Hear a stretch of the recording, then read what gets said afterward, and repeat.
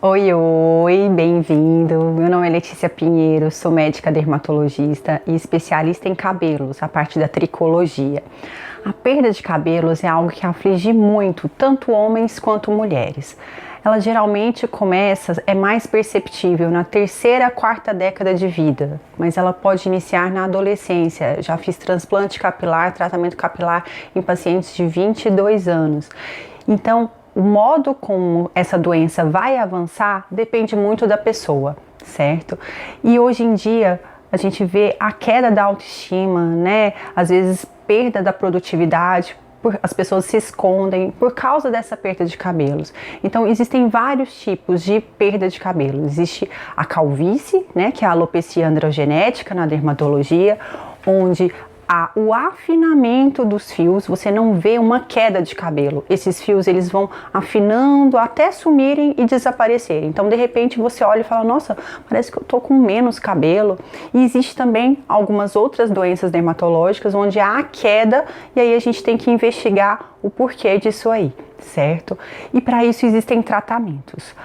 O transplante capilar, ele veio para melhorar a qualidade de vida desses pacientes.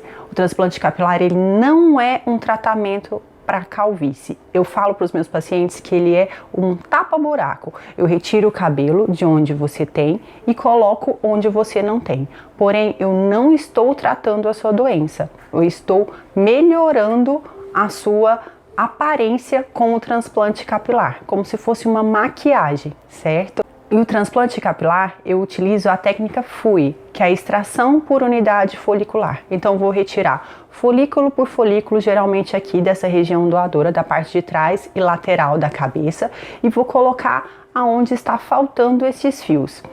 É uma cirurgia, porém muito tranquila, longa, dura mais ou menos umas 8 horas.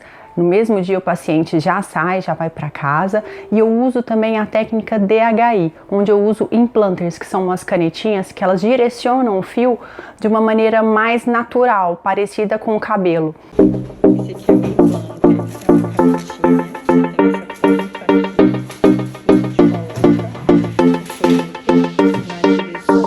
não fica aquele fio espetado para cima, como existem técnicas antigas que deixavam o cabelo assim. E o FUI, ele veio para melhorar, porque ele não tem aquele estigma da FUT, que é a técnica anterior, onde tinha uma tira, era tirada uma tira dessa região posterior da cabeça e que causava tanto estigma, né? Todo mundo que via aquele paciente sabia que ele tinha feito o transplante capilar. Hoje em dia as pessoas elas querem realizar os tratamentos, mas elas não querem que outras pessoas saibam disso. Então, cada vez mais estamos evoluindo para melhorar as técnicas e deixá-las mais naturais possíveis.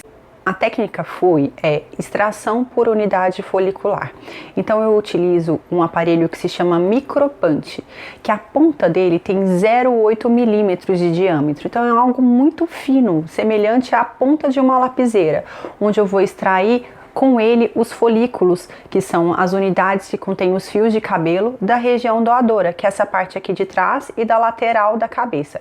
Muitas vezes quando o paciente tem uma região doadora limitada, às vezes nós utilizamos também os pelos da barba e do tórax também. Mas isso para colocar em áreas geralmente não tão vistas. Por quê? Porque a parte da frente é o que confere a naturalidade ao transplante. O primeiro passo na hora do transplante capilar, depois das fotos, é a construção da hairline. A hairline é a primeira linha de implantação dos cabelos e ela que confere naturalidade ao transplante. E essa hairline ela tem que ser feita de um modo artístico e técnico. Então ela tem que estar em harmonia com o rosto desse paciente. Existem certas coisas que eu tenho que avaliar na hora dessa construção, que é avaliar as proporções dos terços da face, que geralmente elas têm mais ou menos a mesma medida. Tenho que avaliar também como mexe a testa desse paciente, porque a gente não coloca cabelo aonde mexe a musculatura. Então tudo isso faz parte da construção dessa hairline. Eu tenho que construí-la também com fios mais finos no início, porque a gente não vê fios tão grossos aqui primeiramente. Então, coloco fios mais finos e depois eu vou engrossando. Isso tudo para tentar conferir naturalidade ao transplante. Também pensando nessa naturalidade, eu investi na técnica dos implanters, que são umas canetinhas onde a gente coloca o fio de cabelo e a hora que eu coloco esses implanters, direciono já esse fio para onde o cabelo nasce naturalmente, não ficando aquele fio espetado para cima e não natural, que muitas pessoas chamam de cabelo de boneca, né? Então esse fio ele tem um caimento e esse caimento confere mais naturalidade ao transplante.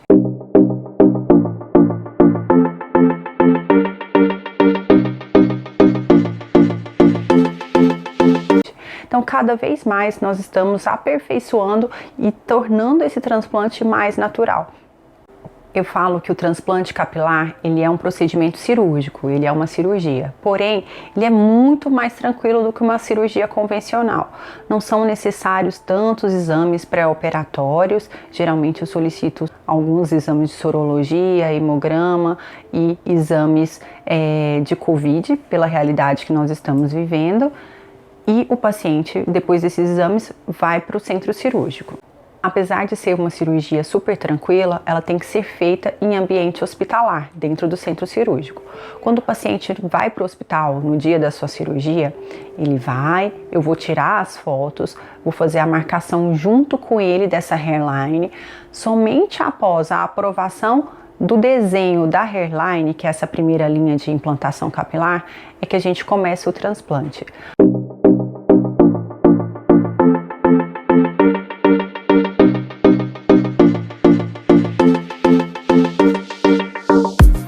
Geralmente o paciente não toma anestesia geral, é feita uma sedação oral, ou seja, são comprimidos que o paciente toma por boca e a anestesia é local, então são injeções no couro cabeludo. Eu começo a cirurgia pela parte de extração dos folículos da região doadora.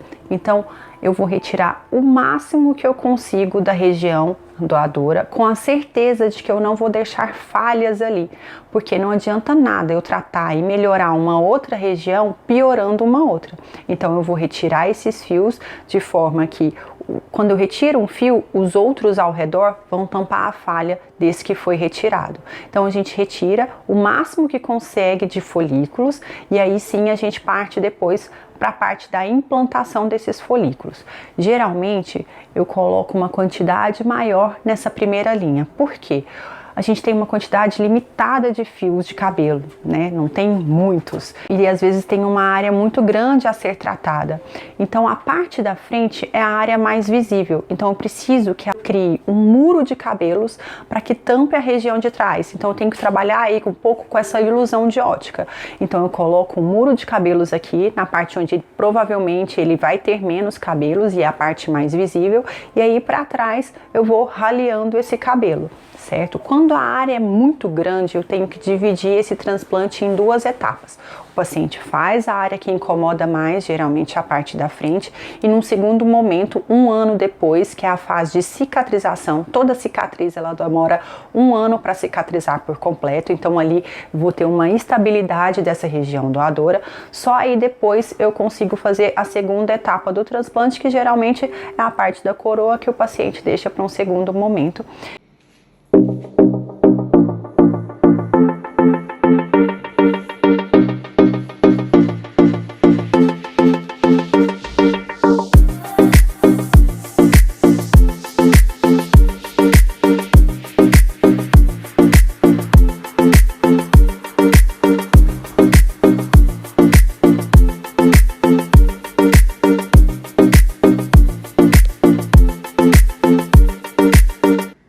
Porque uma área muito extensa, esses folículos vão ficar muito espaçados uns dos outros e não é essa a intenção, né? Apesar de a gente saber que o transplante capilar ele sempre vai ser mais ralo do que o cabelo do paciente, eu tenho que tentar concentrar o máximo possível esses folículos, entregar o maior volume possível para esse paciente, para que ele fique satisfeito. Então, para isso, muitas vezes é necessária essa divisão do transplante em duas etapas, para que sejam tratadas áreas distintas em diferentes momentos para que a concentração desses fios seja maior.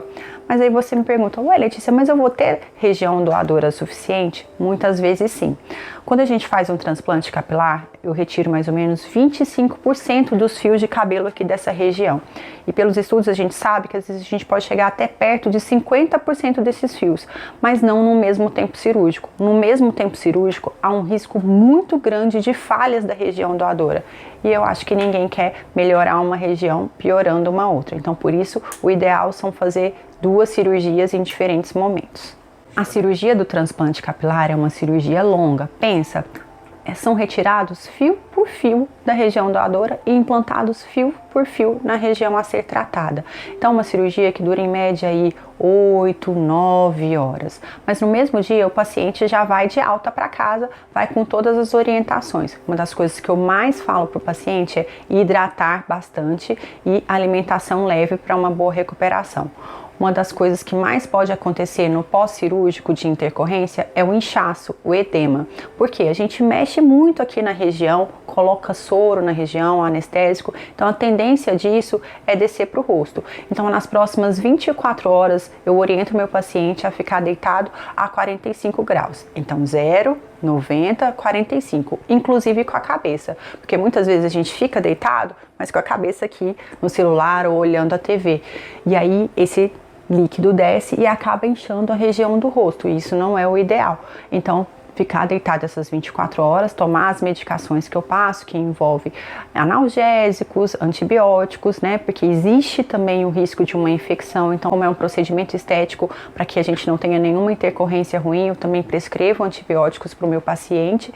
E aí, ele vai para casa com um curativo, que também deve ser deixado por 24 horas.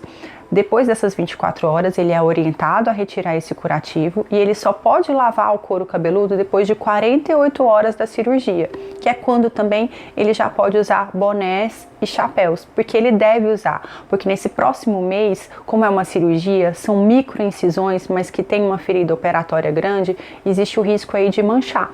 E depois de um trabalho tão bem feito, tão bem realizado, de tantas horas, a gente perder qualidade desse serviço por causa de exposição solar não é o ideal. Por conta do risco de inchaço, eu oriento também os meus pacientes a ficarem 7 dias sem atividade física. Por quê? O exercício ele promove uma dilatação dos vasos e que pode piorar então o inchaço. Então, depois de 7 dias, pode começar uma corrida, uma caminhada, musculação, mas esportes em água só depois de 15 dias e touca e capacete só depois de 1 mês do transplante capilar.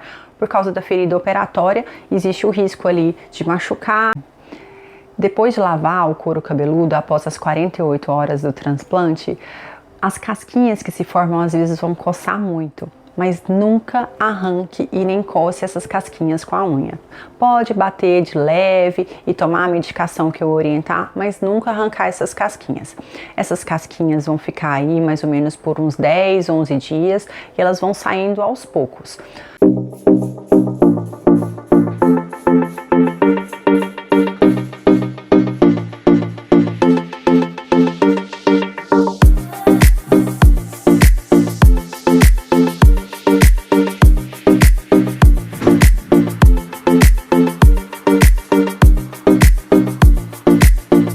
No primeiro mês você vai ver o crescimento desses fios de cabelo, mas no final do primeiro mês todos esses fios vão ter caindo. A partir do 15º dia, um fio ou outro vai caindo e aí vai caindo. No final do primeiro mês já não tem nenhum fio transplantado a mais.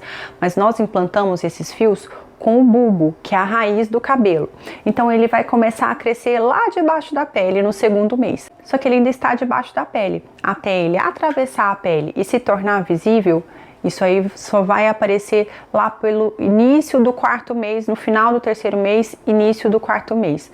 Então, no 5º mês pós-transplante, a maioria dos fios eles vão estar para fora da pele, mas ainda muito pequenos e miniaturizados. Eles precisam ganhar comprimento e espessura. Isso vai ocorrer de 6 a 10 meses e o resultado final é sempre com 1 ano. 7 a 15 dias após a cirurgia, eu vejo esse meu paciente para ver se deu tudo certo com a cirurgia, se tá tudo ok. Eu vejo novamente esse paciente com 4 meses, que é quando ele tá saindo da fase sem resultado e indo para a fase com resultado, e vejo também ele com 1 ano para ver o resultado final. Nesses períodos eu reforço a importância do tratamento clínico, porque como eu disse, o transplante ele não é um tratamento para calvície. Então nós precisamos tratar também os fios desse paciente, porque se ele não tratar esses fios do paciente, ele vai perder a qualidade do transplante. Porque eu falo que a qualidade do transplante é o transplante capilar e o fio de cabelo do paciente. São esses que vão conferir volume ao cabelo do paciente. Então, quanto mais eu melhorar os fios do próprio paciente, maior a chance dele ter um volume capilar maior, uma densidade maior de cabelo. Geralmente, nós temos 230 unidades foliculares por centímetro quadrado. A unidade folicular é composta por 1 a 4 fios de cabelo dentro dela. Se tem 1 fio, a gente transplanta 1. Se tem 4, a gente transplanta 4. No transplante capilar, a gente consegue chegar, num transplante de alta densidade, a mais ou menos 60, 40 unidades foliculares por centímetro quadrado. Já num dense packing ou ultra dense packing, a gente vai de 70, 80 até 100 unidades foliculares por centímetro quadrado, mas não mais do que isso. Isso mundialmente falando. Não existe ainda técnica para reproduzir a densidade de um cabelo normal. Então, para que o transplante capilar ele seja bem sucedido, é necessário também o tratamento dos fios do paciente. Então eu tenho que recuperar esses fios. Eu vejo se o paciente tem fios viáveis para ser recuperados através da videotricoscopia, onde a gente também acompanha o crescimento e a melhora desses fios de cabelo. Aonde tem fio, gente, tem esperança. Mesmo que seja um fio miniaturizado, se a gente fizer o tratamento adequado, a gente consegue melhorar esse fio e torná-lo mais grosso e mais espesso. Daí a importância do tratamento clínico que eu faço nessas consultas de retorno. Eu falo que o meu diferencial do transplante é esse tratamento clínico individualizado. Então eu vejo os exames do paciente e avalio o que ele realmente precisa e passo as medicações necessárias a serem usadas, tanto tratamentos orais quanto tópicos. Mas é importante ressaltar que apesar do acompanhamento médico ser até por 1 ano, esse tratamento clínico tem que ser feito o resto da vida. Eu ensino vocês a tratarem, mas o tratamento tem que ser o resto da vida. Porque se você comece e para o tratamento, você vai piorar o seu quadro. E quando você para, você perde os cabelos que você conquistou e aqueles que você perderia no período. Então o tratamento clínico é para a vida toda.